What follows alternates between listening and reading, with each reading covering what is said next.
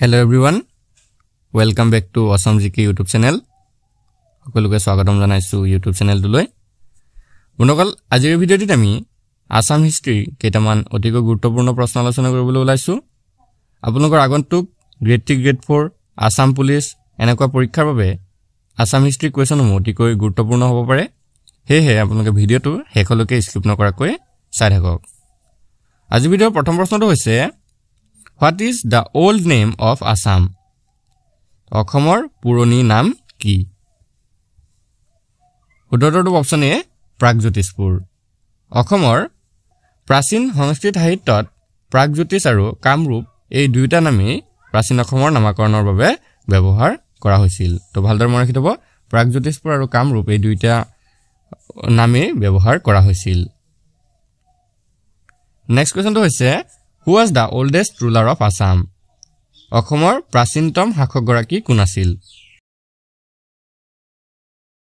উত্তৰটো option B Mahiranga দানৱ। ইতিহাসৰ প্ৰাৰম্ভিক পৰ্যায়ত অসমক প্ৰাগজ্যোতিষপুৰ নামেৰে জনা গৈছিল আৰু ইয়াৰ ৰাজধানী আছিল প্ৰাগজ্যোতিষ। তো এই প্ৰাগজ্যোতিষৰ আদিম ৰজা বা শাসক আছিল মহিৰংগ দানৱ। তো প্ৰশ্ন যদি আহে প্ৰাচীনতম শাসকগৰাকী কোন, তো আনসাৰটো হ'ব মহিৰংগ দানৱ। Next question to is who established the Bhoumo dynasty by killing the demon king Ghatokasur in ancient Assam or Pragjotishpur? প্ৰাচীন অসম অৰ্থাৎ প্ৰাগজ্যোতিষপুৰৰ দানৱ ৰজা ঘটকাসুৰক বধ কৰি কোনে ভৌম বংশ প্ৰতিষ্ঠা কৰিছিল? বেসিক্যালি আমাক কি সুধিছে যে ভৌম বংশটো কোনে প্ৰতিষ্ঠা কৰিছিল হেতু আমাক সুধিছে। তো ইয়াৰে উত্তৰটো অপচন ডি নৰক কিং।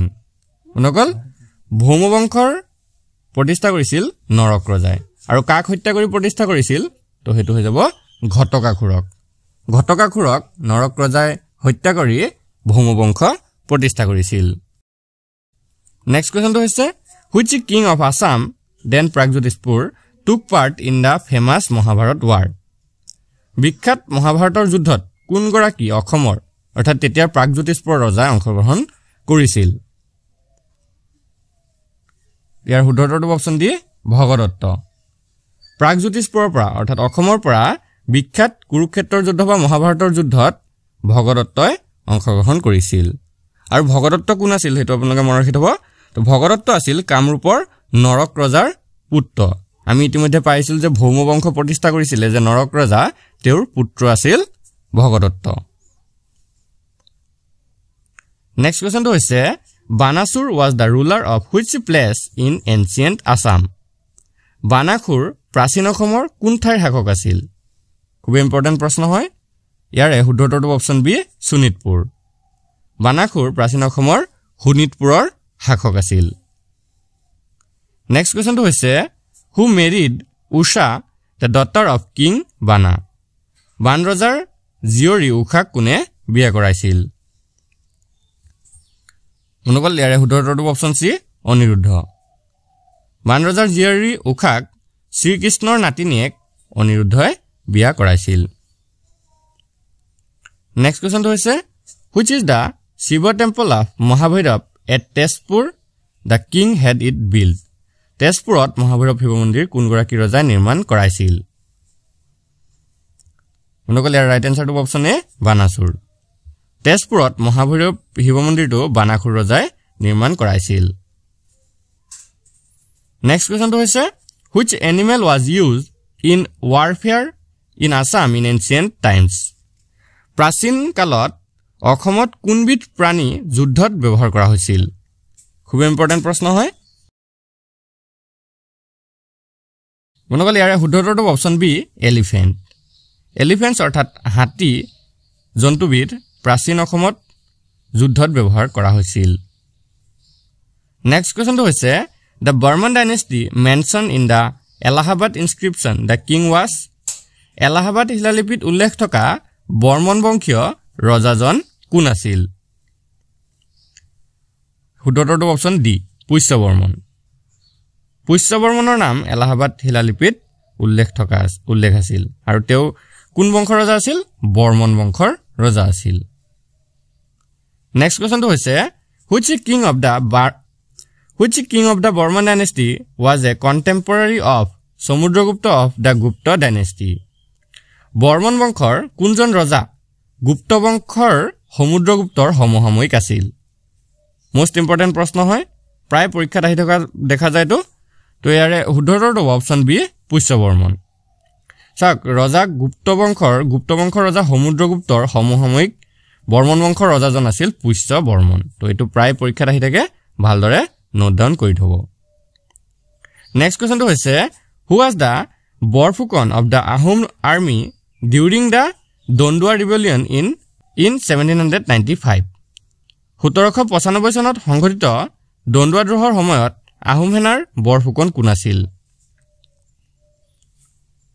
মনকল ইয়াৰে শুদ্ধটো অপচন এ কলিয়া ভুমুৰা বৰফুকন তো ইয়াতে আপোনালোকে দুটা কোৱেশ্চন হৈছে এটা চাওক কি দিছে 1795 চনত কি বিদ্ৰোহ হৈছিল দণ্ডুৱা দ্ৰোহ হৈছিল আৰু সেই দণ্ডুৱা দ্ৰোহৰ সময়ত আহোমৰ সেনাপতি বা আহোমৰ বৰফুকন কোন আছিল কলিয়া ভুমুৰা বৰফুকন তো দুটা পইণ্ট আপোনালোকে ভালদৰে মনত ৰাখি থব কেতিয়া হৈছিল দণ্ডুৱা দ্ৰোহ 1795 চনত আৰু সেই সময়ত বৰফুকন কোন আছিল কলিয়া ভুমুৰা বৰফুকন নেক্সট কোৱেশ্চনটো হৈছে in the days of which Ahom king did the Ahoms conquer the kingdom of Chutia কোনজন আহোম ৰজাৰ ৰাজত্বকালত আহোমসকলে চুটিয়া ৰাজ্য দখল কৰিছিল ইয়াৰ শুদ্ধটো অপচন এ চুকাফা মনকল আহোম সাম্ৰাজ্যৰ প্ৰতিষ্ঠাপক আছিল চুকাফা আৰু চুকাফাৰ ৰাজত্বকালতে আহোমসকলে চুটিয়া ৰাজ্য দখল কৰিবলৈ সক্ষম হৈছিল নেক্সট কোৱেশ্চনটো চাওঁ which one of the following epics is considered the highest source of the prehistory period of Assam তলৰ কোনখন মহাকাব্যক অসমৰ প্ৰাগ ঐতিহাসিক যুগৰ সৰ্বোচ্চ উৎস বুলি গণ্য কৰিব পাৰি ইয়াৰ শুদ্ধটো অপচন বি কালিকা পুৰাণ প্ৰাগ ঐতিহাসিক যুগৰ সৰ্বোচ্চ উৎস অৰ্থাৎ প্ৰাগ ঐতিহাসিক যুগৰ সমলসমূহৰ বিষয়ে অধ্যয়ন কৰিবলৈ কালিকা পুৰাণখনকে আটাইতকৈ উল্লেখযোগ্য উৎস বুলি ধৰিব পাৰি নেক্সট কোৱেশ্চনটো হৈছে The history of Assam can be divided into dash eras. অসমৰ ইতিহাসক দেশ যুগত বিভক্ত কৰিব পাৰি অৰ্থাৎ অসমৰ ইতিহাসক কেইটা যুগত বিভক্ত কৰিব পাৰি আমাক সুধিছে ৰাইট আনসাৰটো অপচন এ 4 eras অসম ইতিহাসক বা অসমৰ ইতিহাসক 4টা যুগত বিভক্ত কৰিব পাৰি আৰু সেই 4টা যুগ হৈছে কি এনচিয়েন্ট আসামটো হৈছে 350 ৰ পৰা 1200 খ্ৰীষ্টাব্দলৈ 1206 খ্ৰীষ্টাব্দলৈ মনত ৰাখিব এনচিয়েন্ট আসামটো 350 খ্ৰীষ্টাব্দৰ পৰা 1206 খ্ৰীষ্টাব্দলৈকে তাৰ পিছত আহে মেডিভিয়েল আসামটো 1206 খ্ৰীষ্টাব্দৰ পৰা 1826 খ্ৰীষ্টাব্দলৈ অৰ্থাৎ ইয়াণ্ডাবুন্দিলৈকে আৰু তাৰ পিছত আহে কলনিয়েল আসাম অৰ্থাৎ ঔপনিৱেশিক আসাম আৰু সেই কলনিয়েল আসামটো কেতিয়াৰ পৰা কেতিয়ালৈকে হয় 1826 ৰ পৰা 1947 চনলৈকে অৰ্থাৎ ভাৰতৰ স্বাধীন হোৱালৈকে আৰু এতিয়া বৰ্তমান চলি আছে পোষ্ট কলনিয়েল যুগ আৰু পোষ্ট কলনিয়েল যুগটো 1947 চনৰ স্বাধীনতা হোৱাৰ পিছৰ পৰা বৰ্তমানলৈকে চলি আছে তো এই 4টা যুগত অসমৰ ইতিহাসক বিভক্ত কৰা হৈছে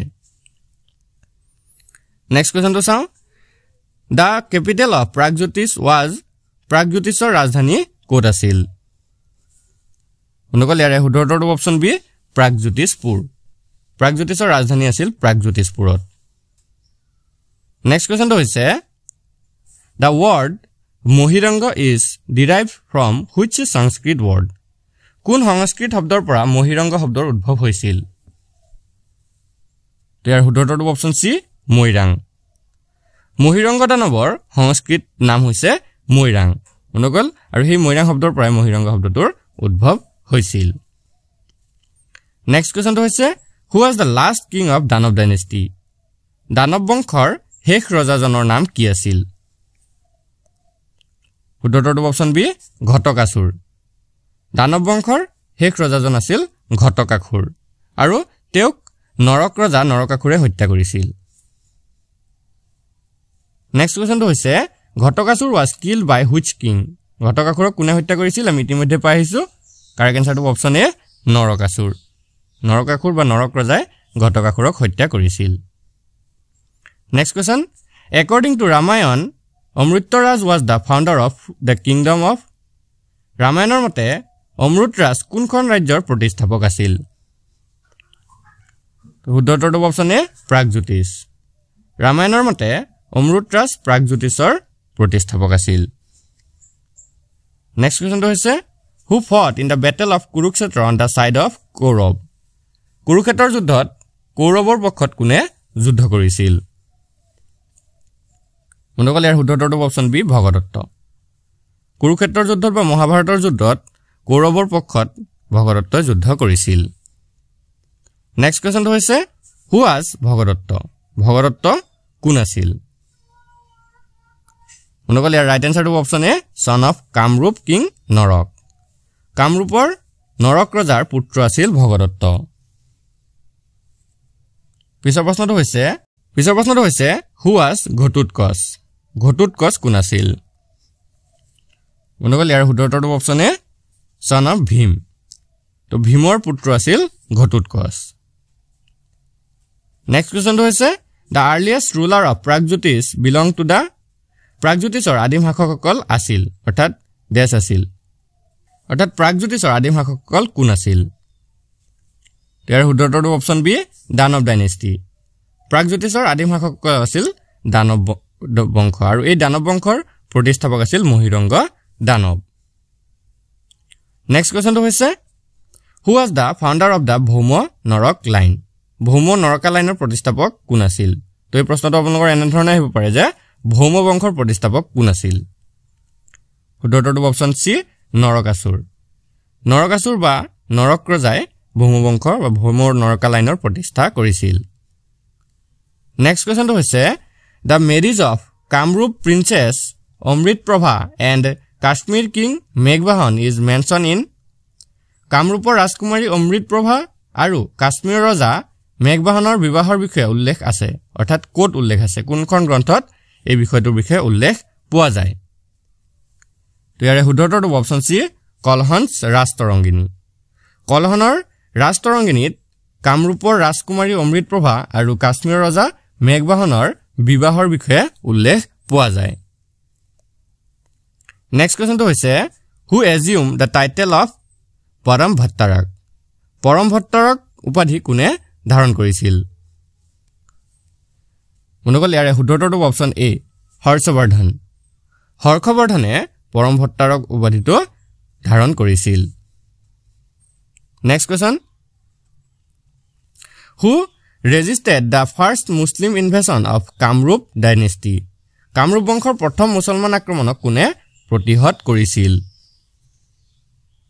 শুদ্ধটো অপচন এ পৃথু কামৰূপ বংশৰ প্ৰথম মুছলমান আক্ৰমণক পৃথুৱে প্ৰতিহত কৰিছিল নেক্সট কোৱেশ্চনটো হৈছে who was the first king of Assam অসমৰ প্ৰথম ৰজা কোন আছিল তো ইয়াতে যদি অসমৰ প্ৰথম ৰজা হোধে তে হৈ যাব অপচনটো হৈ যাব সুকাফা কাৰেক্ট আনসাৰটো অপচন এ সুকাফা অসমৰ প্ৰথম ৰজা আছিল সুকাফা আৰু সুকাফা কি কৰিছিল অসমত আহোম সাম্ৰাজ্যৰ প্ৰতিষ্ঠা কৰিছিল নেক্সট কোৱেশ্চনটো হৈছে who was the greatest among the Kuch kings কুচ ৰজাসকলৰ ভিতৰত কোন আছিল সৰ্বশ্ৰেষ্ঠ তো সৰ্বশ্ৰেষ্ঠ কুচ ৰজা কোন আছিল আমাক সুধিছে শুদ্ধটো অপচন সি নৰনাৰায়ণ কুচসকলৰ বা কুচ সাম্ৰাজ্যৰ আটাইতকৈ শ্ৰেষ্ঠ ৰজা আছিল নৰনাৰায়ণ বন্ধুসকল আজি ভিডিঅ'ৰ শেষৰ কোৱেশ্চনটো হৈছে when did Chilarai and Naranarayan enter Gargaon capital city of the Ahoms Chilarai আৰু নৰনাৰায়ণ কেতিয়া